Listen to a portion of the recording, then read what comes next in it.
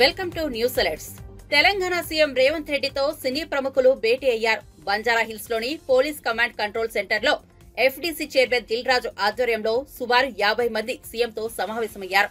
వీరిలో Raghavendra Rao, Allu Arvind, Nagarjuna, Venkatesh, C Kalyan, Nagavamsi, Gopi Achanta, BVN Prasad, Vamsi Paidipally, Naveen, Ravishankar, Trivikram, Muralimohan, Harish Shankar, Koritala Shiva, Vashishtha, Sai Rajesh, Boyapati Srinu, Kiran Abbavaram తదితరులు పాల్గొన్నారు.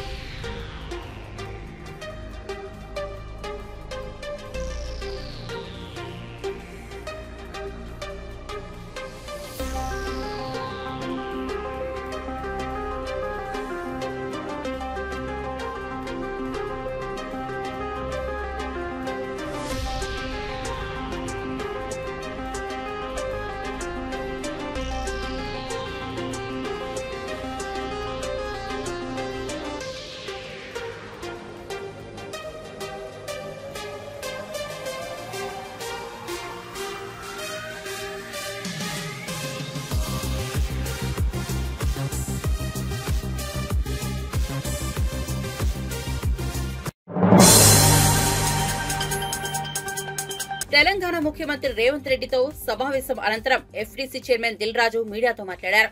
సీఎంతో చర్చించిన విషయాల గురించి తెలియజేశారు. తెలుగు చిత్ర పరిశ్రమ అభివృద్ధే ఈ మీటింగ్ ముఖ్య ఉద్దేశమని అన్నారు. తెలుగు సినిమా స్థాయిని పెంచేందుకు ముఖ్యమంత్రి తమకు కొన్ని విషయాల్లో దిశానిర్దేశం చేశారని చెప్పారు. ఇటీవలి కాలంలో పరిశ్రమ, ప్రభుత్వం మధ్య దూరం ఏర్పడిందనే ప్రచారం జరిగిందని, అదంతా కేవలం అపోహ మాత్రమేనని స్పష్టం చేశారు. ఇండస్ట్రీ, గవర్నమెంట్ కలిసి పని చేయాలి అనేది మొదటి అంశం. రెండవది హైదరాబాద్.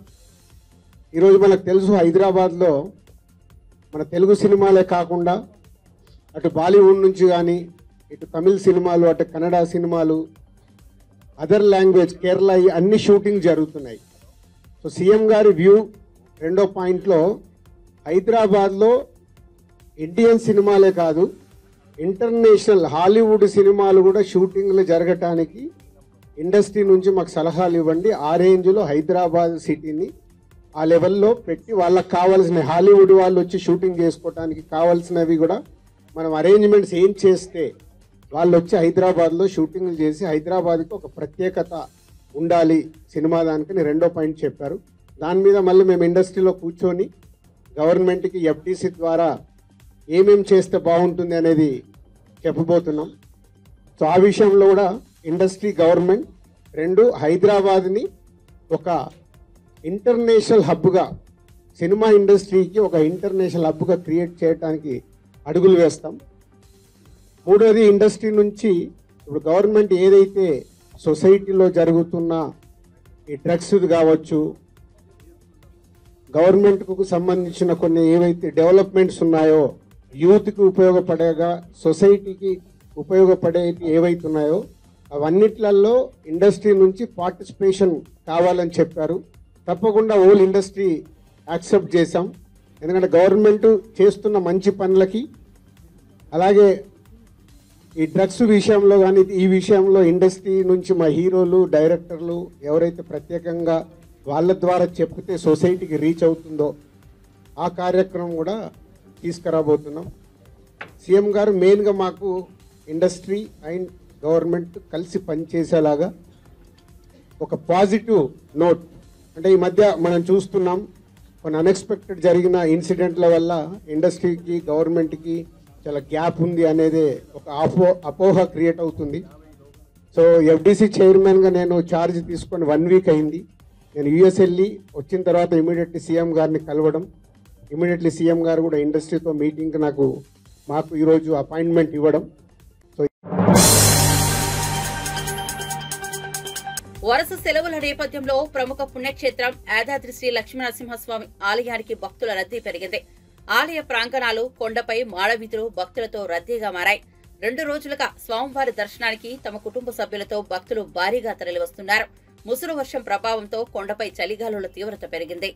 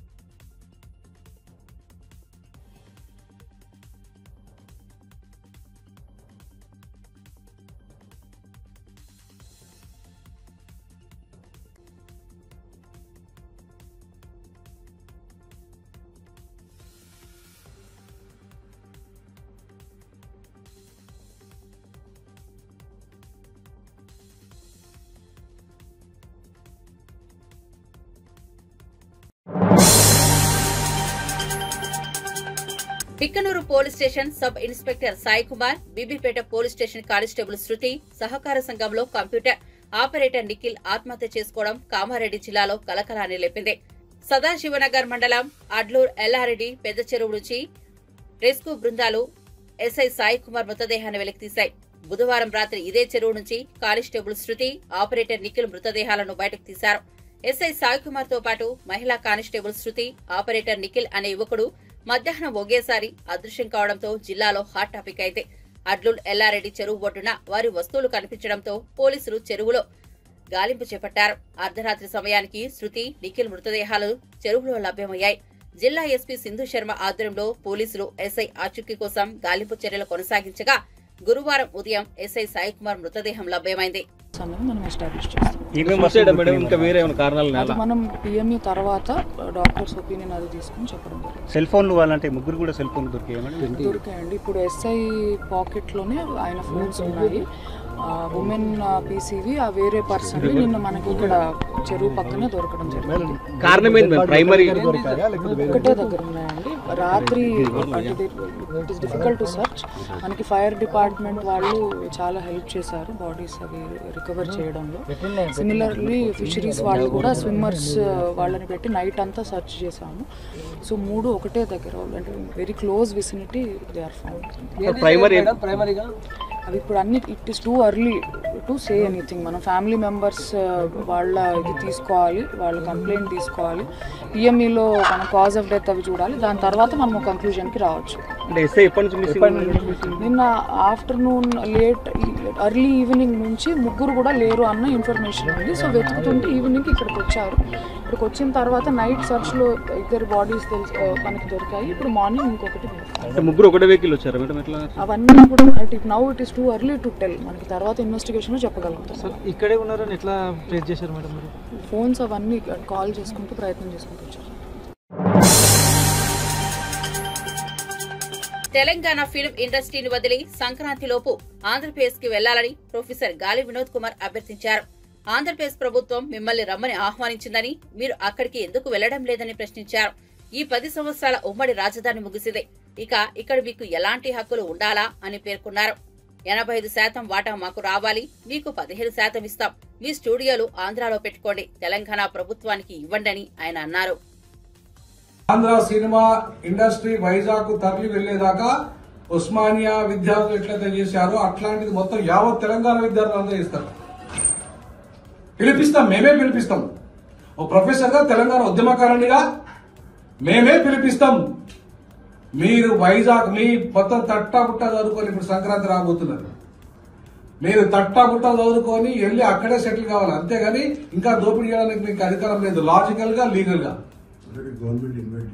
ఆల్రెడీ అక్కడ మిమ్మల్ని ముఖ్యమంత్రి గారు ఇన్వైట్ చేశారు, ఉప ముఖ్యమంత్రి గారు ఇన్వైట్ చేశారు. అక్కడ మీరు ఎందుకు పోతున్నారు అక్కడికి? ఎందుకు ఇక్కడే మమ్మల్ని దోపిడీ చేస్తున్నారు, మమ్మల్ని అన్ని చేస్తున్నారు, మాకు అవకాశాలు రాకుండా చేస్తున్నారు? అయినా 10 ఏళ్లే కదా ఉమ్మడి రాజధాని 10 ఏళ్ళు అయిపోయింది కదా. 10 ఏళ్ల తర్వాత మీకు ఏం హక్కు ఉంది ఇక్కడ? 10 ఏళ్ల తర్వాత మీకున్న హక్కు ఏందంటున్నా నేను. మీకు ఎలాంటి హక్కు లేకపోయినా ఇక్కడ మా అనే పేరు మీద, అంటే ఇవాళ తెలుగు అనే పదం పేరు మీద, తెలుగు అవసరం లేదు మాకు తెలంగాణే కావాలి. అర్థమైందా? 15% మీకు వాటా ఇస్తాం. ఆంధ్ర ఒక్కటే కాదు, మొత్తం దక్షిణాదికి 15% వాటా ఇస్తాం. 85% వాటాలో సినిమా రంగంలో మాకే రావాలి.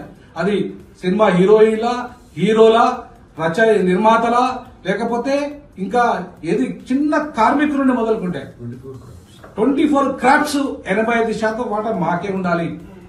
మీ స్టూడియోలంతా అక్కడ పెట్టుకోకండి వైజాగ్ లా. మాకు మా ప్రభుత్వానికి స్వాధీనం చేయండి, లేదా మాకు లీజుకి ఇవ్వండి. మా తెలంగాణ డైరెక్టర్లకు లీజుకి ఇవ్వండి, మా మ్యూజిషియన్స్ లీజుకి ఇవ్వండి, మా తెలంగాణ సినిమా హీరోలకు లీజుకి ఇవ్వండి. ఇవాళ రేవంత్ రెడ్డి గారు మిమ్మల్ని మేము రిక్వెస్ట్ చేస్తాం. ఎన్నికలకు ముందు సీఎం చంద్రబాబు అరచేతిలో వైకుంఠం చూపారని వైసీపీ నేత మాజీ మంత్రి ఆర్కే రోజా ఎద్దేవా చేశారు. అధికారంలోకి వచ్చిన తరువాత ప్రజలకు నరకం చూపిస్తున్నారని మండిపడ్డారు. రాష్ట్రంలో సంపద సృష్టిస్తారని సీఎం చంద్రబాబు గొప్పలు పలికారు. కానీ అధికారంలోకి వచ్చాక అప్పులపై అప్పులు చేస్తున్నారు. వైసీపీ నేతలు కార్యకర్తలను వేధిస్తోన్న కూటమి ప్రభుత్వానికి మేం అధికారంలోకి వస్తే వడ్డీతో సహా చెల్లిస్తామని ఆమె హెచ్చరించారు. ఈ క్రమంలో మాజీ మంత్రి రోజా పార్టీ ఓటమిపై మరోసారి కీలక వ్యాఖ్యలు చేశారు. తప్పు చేసి వైసీపీ ఓడిపోలేదని పేర్కొన్నారు. కూటమి ప్రభుత్వ తప్పుడు ప్రచారం వల్లే ఓడిపోయిందని ఆగ్రహం వ్యక్తం చేశారు. వచ్చే ఎన్నికల్లో భూమన కరుణాకర్ రెడ్డి ఆధ్వర్యంలో కుప్పం సహా 14 స్థానాలను కైవసం చేసుకుంటామన్నారు. 6 నెలల్లోనే ఆలీబాబా అరడజను దొంగల్లా మారారని కూటమి ప్రభుత్వంపై రోజా విమర్శలు గుప్పించారు. జగన్ను ఎందుకు ఓడించామనే పశ్చాత్తాపం ప్రజల్లో కనిపిస్తోందని ఆమె వ్యాఖ్యానించారు. వచ్చే ఎన్నికల్లో వైఎస్ జగన్ భారీ మెజార్టీతో గెలుస్తారని మాజీ మంత్రి రోజా పేర్కొన్నారు.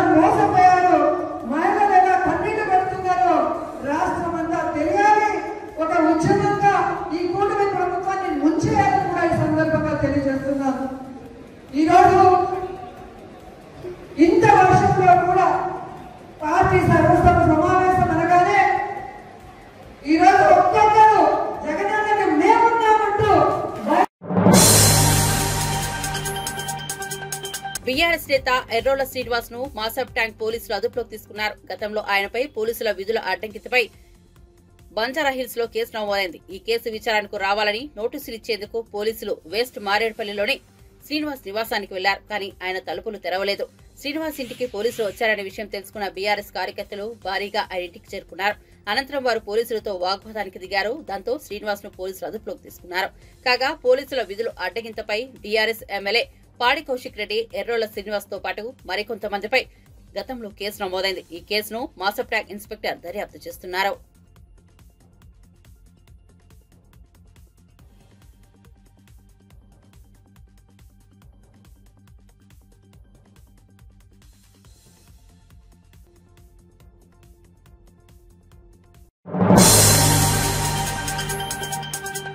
తిరుచానూరు శ్రీ పద్మావతి అమ్మవారిని భారత బ్యాడ్మింటన్ క్రీడాకారిణి పివి సింధు గురువారం కుటుంబ సమేతంగా దర్శించుకున్నారు. వాళ్ళకి ఆలయం వద్ద TTD board member Bhanuprakash Reddy, AEO Devarajulu, AVSO Satish Kumar, superintendent Ramesh, inspector Prasad, Subhaskar Naidu, Chalapathi, అర్చకులు ఆలయ మర్యాదలతో స్వాగతం పలికి దర్శన ఏర్పాట్లు చేశారు. అమ్మవారి కుంకుమార్చన సేవలో పాల్గొన్న వారికి ఆలయ అధికారులు అమ్మవారి తీర్థ ప్రసాదాలు అందజేశారు.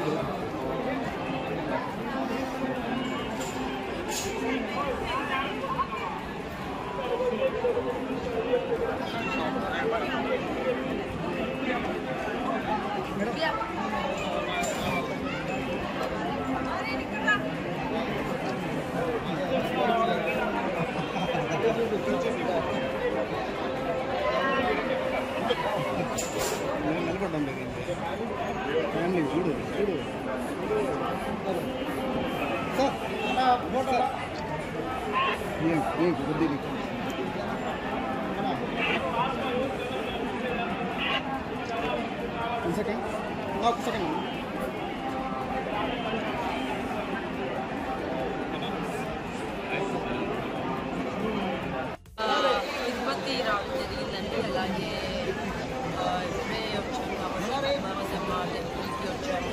అలాగే అమ్మ దర్శనం బాగా జరగాలని తెలుసుకుంటే ఆయనకి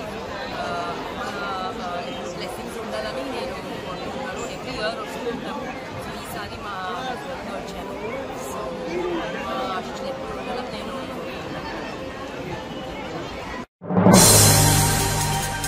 వెంకటేశ్వర స్వామిని Maharashtra governor CP Radhakrishnan, table tennis player Nayana Jaiswal, ఎమ్మెల్యేలు గంగుల కమలాకర్, అమర్నాథ్ రెడ్డి దర్శించుకున్నారు. గవర్నర్ సిపి రాధాకృష్ణన్ కు ఆలయ మర్యాదలతో అధికారులు స్వాగతం పలికారు. అనంతరం ఆయన స్వామివారిని దర్శించుకుని ప్రత్యేక పూజలు నిర్వహించారు.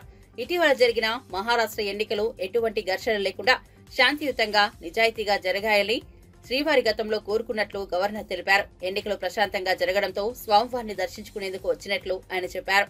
ఆ దేవదేవుడిని ప్రజలు ఎలా అయినా ప్రార్థించవచ్చని, ఆ స్వేచ్ఛ భగవంతుడు మనందరికీ ఇచ్చారని ఆయన అన్నారు. మహిళలపై దాడులు చేస్తున్న వారిని కఠినంగా శిక్షించాలని, కఠినమైన శిక్షలు అమలు చేస్తేనే నేరాలు చేయాలనుకునే వారి వెన్నుల్లో వణుకు పుడుతుందని ఆయన చెప్పారు. తప్పు ఎవరు చేసినా కఠిన శిక్షలు విధిస్తేనే ఆడవారికి నిజమైన రక్షణ కల్పించిన వాళ్లమవుతామని గవర్నర్ చెప్పుకొచ్చారు.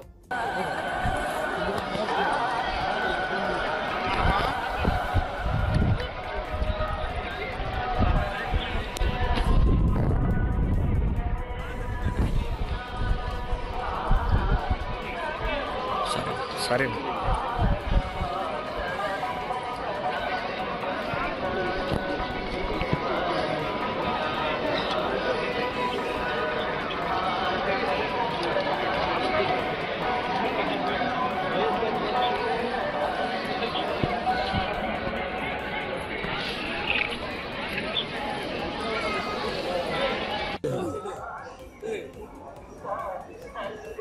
இறை நம்பிக்கை மட்டும்தான் தனி மனித ஒழுக்கத்தை பேணி காக்கும். இன்றைக்கு திருப்பதி திருமலா வெங்கடாஜலபதி கோயிலில் தினந்தோறும் ஏறக்குறைய 80,000க்கும் மேற்பட்டவர்கள் வருகிறார்கள், இறைவனை வேண்டுகிறார்கள் என்று சொன்னால் இதை பரப்புவதற்காக யாரும் எந்த முயற்சியும் எடுப்பதில்லை. தானாக பரவுகிறது. அதுதான் இறை நம்பிக்கை. யாரையும் இப்படித்தான் நீ வழிபட வேண்டும் என்று சொல்வது சரியாக இருக்காது. யார் எப்படி வேண்டுமானாலும் இறைவனை வழிபடுகின்ற உரிமையை இறைவன் இந்த மனித குலத்திற்கு தந்திருக்கிறார்.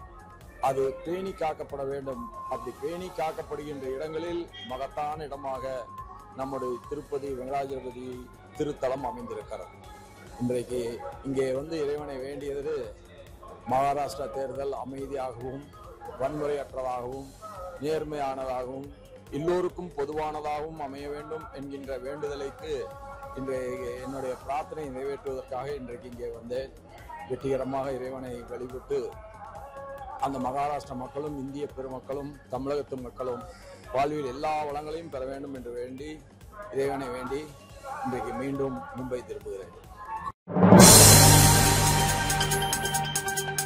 సంధ్యా థియేటర్ తొక్కిస్లాట ఘటన, అల్లు అర్జున్ అరెస్టు నేపథ్యంలో బెనిఫిట్ షోల రద్దు టికెట్ల ధరల పెంపు ఉండదన్న సీఎం రేవంత్ రెడ్డి ప్రకటనతో దిగివచ్చిన సినీ ఇండస్ట్రీ పెద్దలు కమాండ్ కంట్రోల్ సెంటర్లో సీఎంతో భేటీ అయ్యారు. రేవంత్ రెడ్డితో టాలీవుడ్ సినీ ఇండస్ట్రీ పెద్దల భేటీపై సర్వత్రా ఆసక్తి వ్యక్తమైంది. అదే సమయంలో కమాండ్ కంట్రోల్ సెంటర్ బయట కామన్ మ్యాన్ అనే పేరుతో ఓ వ్యక్తి చేసిన హల్చల్ సైతం అంతే చర్చనీయాంశమైంది. సినిమా పెద్దలు కాదు గద్దలు అని రాసి ఉన్న ఫ్లెక్సీని ప్రదర్శించిన కామన్ మ్యాన్ అని చెప్పుకున్న ఓ వ్యక్తి సినిమా షోలపై టికెట్ల ధరలు తగ్గించాలని డిమాండ్ చేశారు. అంటే సీఎం గారితో పాటు పెద్దలే కూర్చున్నారు. అంటే డబ్బులు ఉన్న వాళ్ళు పెద్దలా? మామూలు వ్యక్తులు మాలాంటి వాళ్ళకి ఇవ్వండి సార్, మా వాయిస్ వినిపించండి. సినీ పరిశ్రమ అంటే ఎవరు సార్? సినీ పరిశ్రమ అంటే 50 నుంచి 100 కోట్లు 150 కోట్లు తీసుకున్న వాళ్ళు మాత్రమే అక్కడ సినీ పరిశ్రమ సార్. సినీ పరిశ్రమలో ఎవరెవరు ఉంటారు సార్?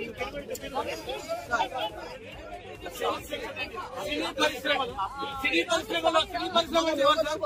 కార్మికుల దగ్గర నుంచి, ప్రేక్షకుల దగ్గర నుంచి, నటులు, దర్శకులు, నిర్మాతలు, సామాన్య ప్రేక్షకులు మేడం. రేవంత్ రెడ్డి గారు సామాన్య ప్రేక్షకుని గురించి ప్రేక్షకునికి అందుబాటు ధరల్లో టికెట్ రేట్స్ లేవు సార్. ప్రేక్షకునికి అందుబాటు ధరల్లో టికెట్ రేట్స్ లేవు. సో సార్ మీరు పెంచాలనుకుంటే పెంచండి. పెద్ద బడ్జెట్ సినిమాలకు డబ్బులు ఖర్చు అయితే కాబట్టి పెంచుతారు. ఓకే. పుష్ప 2 సినిమా ఘన విజయం సాధించిన విషయం తెలిసిందే. పాన్ ఇండియా లెవెల్లో విడుదలైన ఈ చిత్రం ఇప్పటి వరకు 1600 కోట్లకు పైగా వసూళ్లను రాబట్టింది. ఈ చిత్రంలోని ఫీలింగ్స్ అనే పాట దుమారం రేపుతోంది. ఈ పాటలో హీరోయిన్ రష్మిక మందన్న అందాలను ఆరబోసింది. ఈ సాంగ్ పై సిబిఐ నేత నారాయణ సంచలన వ్యాఖ్యలు చేశారు. ఫీలింగ్స్ పాటకు డాన్స్ చేయడం రష్మిక మందన్నకు ఇష్టం లేదని నారాయణ తెలిపారు. డైరెక్టర్ చెప్పడం వల్లే ఆమె డాన్స్ చేయాల్సి వచ్చిందని తెలిపారు. సినీ పరిశ్రమలో ఎంతో మంది మహిళలు ఆత్మాభిమానాన్ని చంపుకొని పనిచేస్తున్నారని ఆవేదన వ్యక్తం చేశారు. ఇది ఒకవైపు 1000 కోట్ల రూపాయలు ఖర్చు పెట్టారు, ఇంకొక 2000 కోట్ల రూపాయలు మాకు లాభం వచ్చాయంటున్నారు. అటువంటిప్పుడు ప్రభుత్వం ప్రోత్సహించాలా? ఎందుకు టికెట్ ఏర్పాటు చేయించాలా? ఇది ఒకటి. రెండవది, ఒక సందేశాత్మకమైనటువంటి సినిమాలు తీస్తే దగ్గర కోపడరు, కానీ క్రైమ్, అశ్లీలత ఇది ప్రోత్సహిస్తా ఉన్నారు. అందుకని డబ్బులు రావాలి కాబట్టి సరే అది కళాం తల్లి తటాలు పడుకోండి. కానీ ఒక వికృత రూపంలో ఉన్నటువంటి ఒక అశ్లీల పద్ధతిలో ఉన్నటువంటి ఒక క్రైమ్ నేరపూరితమైనటువంటి ఈ సంఘటన తీసుకొని పెద్ద సినిమా తీస్తా ఉంటే దాన్ని ప్రోత్సహించాల్సిన అవసరం ఎందుకు వచ్చింది? అదే సినిమా తీస్తున్నారు, రోడ్ షో చేసుకొని సినిమా హాల్కి వెళ్ళి పదవి రావడం వేరు. అది జనం వెంటబడుతున్నారు, సహజం. జనం వెంటబడే సహజం, జనంతో పడ్డ అయిపోయింది. అలాగా ఒక సందర్భం వచ్చినప్పుడు కళాకారులు ఏ విధంగా ఉండాలి, దాన్ని ప్రోత్సహించే పరిశ్రమ ఎట్లా ఉండాలి, దాని ప్రజల సందేశాత్మకంగా లేదా అది చూడాలి. ఎట్లా ప్రభుత్వాలు కూడా ఒక చీప్ పాపులారిటీకి పోయి ఏదో పాపులర్ సినిమా ప్రోత్సహిస్తే వాళ్ళకి ఓట్లు ఎక్కువ వస్తాయని చెప్పేసి వాళ్ళకి రేట్లు పెంచడానికి ఏర్పాటు చేస్తున్నారు. రేట్లు పెంచడం మీరు ఏర్పాటు చేస్తే ఎవరు చేస్తారు? జనంతో అనుకుంటున్నారు. 100 రూపాయల టికెట్ 1000 రూపాయలు 20 రూపాయలు పెట్టి మీరే ప్రోత్సహించినాక జనం దోపిడీ, ప్రజలు దోపిడీ చేసి వాళ్ళ లాభాలు సంపాదించుకోవచ్చు, ప్రభుత్వం దాన్ని ప్రోత్సహించవచ్చు. వాళ్ళు సినిమా యాక్టర్లు కానీ, ప్రొడ్యూసర్లు కానీ, నిర్మాత కానీ 100,000 కోట్ల రూపాయలు డబ్బులు సంపాదించుకోవచ్చు. ఇది మనకి కనిపిస్తా ఉన్నట్టు దగ్గర. ఆ నేపథ్యంలో పుష్ప సినిమా మనం చూడాలి. పుష్ప సినిమా ఏంటి? అది క్రైమ్ సినిమా బాగా చూస్తారన్నమాట వాస్తవే, కానీ పేరు మోసిన ఎర్ర జనం స్మగ్లింగ్ ఒక అంశాన్ని ఇతివృత్తాన్ని తీసుకొని దాన్ని ఒక హీరోజన్ సృష్టించి దాన్ని ప్రజల యూత్ కి అట్రాక్ట్ చేయించి చివరికి అశ్లీల పూర్తితో ఉన్నటువంటి సినిమాలు. చివరికి రష్మిక చెప్పే చెప్పింది బాధపడుతూ, నాకు ఇష్టం లేదు ఫీలింగ్ పాట డాన్స్ వేయడానికి, కానీ తప్పనిసరిగా నిర్మాత ప్రోత్సహించడం వల్ల చేయాల్సి వచ్చింది చెప్పండి. అలాంటి మహిళలు ఎంతో మంది ఆత్మాభిమానం చంపుకొని ఆ కళా పోషణ ఉన్నటువంటి చూస్తా ఉన్నాం. దీనికి ఎగ్జాంపుల్ రష్మిక ఇచ్చేటువంటి స్టేట్మెంట్. ఈ పద్ధతుల్లో హ్యూమిలేట్ చేస్తూ మానవతను హరిస్తూ మీరు ప్రోత్సహిస్తారంటే అది ఆదర్శవంతం కానే కాదు. దీన్ని నేను ఘటన జరిగింది, ఒక ఆమె చనిపోయింది, ఒక పిల్లవాడు దీనిలో కోమాలో ఉన్నాడు, తీరా నష్టం 2 కోట్లు కాదు 5 కోట్లు ఇచ్చినా కూడా ప్రాణం తీసి పెట్టారు. అందులో వయసులు పెద్దది కాదు. అయినా సరే నిర్మాతలతో కలిసి డబ్బు ఇస్తూ ఉంటారు. ప్రభుత్వం కూడా సహాయం చేస్తానంటుంది. మనమంతా అందరూ కూడా సహాయం చేయాల్సిందే. అయితే ఇప్పుడు చర్చ జరగబోతా ఉన్నాయి. ప్రభుత్వానికి సినీ ప్రతిభ మధ్య దిల్ రాజు గారు దాన్ని నాయకత్వం ఇస్తారు. నేను విద్యార్థి ఒకటి, మీరు ఈ ప్రాజెక్ట్ ఘటన పైన కాకుండా ఇతివృత్తం పైన ఆలోచించండి. ప్రజలపైన భారం వేసే పద్ధతిలో మీరు రైతులు పొందవకండి. అది చేయడం వల్ల నష్టం వస్తే లాభం లేదు. ఇది భవిష్యత్తులో మీరు మీ హద్దులు దాటకూడదు. ప్రభుత్వం కూడా చీప్ ట్యాక్సెస్ కోసం పంచుకోకూడదు. ఇట్లాంటి వాటికి ప్రోత్సహించి మీరు టికెట్లు ఎక్కువ పెట్టి అమ్ముకోండి అని చెప్పేసి చెప్పడం అంటే అది బ్లాక్ మార్కెట్ అని ప్రభుత్వం ప్రోత్సహిస్తున్న చట్టం. అందువల్ల ప్రభుత్వం అలాంటి పని చేయకూడదు. సినిమా సంబంధించినటువంటి నిర్మాతలు కానీ ప్రొడ్యూసర్లు కానీ వారు కూడా మీ హృదయంతో మీరు ఉండి కళాంతరాన్ని ప్రోత్సహిస్తే మేము గౌరవిస్తారు తప్ప ఏ ఎండమైన దాడులు చేయరు. అందువల్ల ఇది దాడులు చేశారనే పద్ధతి కాకుండా కానీ చేసే అవసరం లేదు. వ్యతిరేకం కనిపిస్తున్నాం వాళ్ళకి దాని కరెక్ట్ కాదని. అయితే అదే సందర్భంలో ఎవరి లక్ష్మణ్ దానికి వాళ్ళు దాటుకుంటే ఏ సమస్యలు రావు. దాంట్లో ప్రభుత్వం కానీ సినిమా పరిశ్రమ కానీ పౌరులు కానీ ఎవరి హద్దులో ఉండాలంటే ఎవరి బాధ్యత నిర్వహించాలి. ఆ ప్రకారం చర్చలు సాగితే మంచిదని చెప్పేసి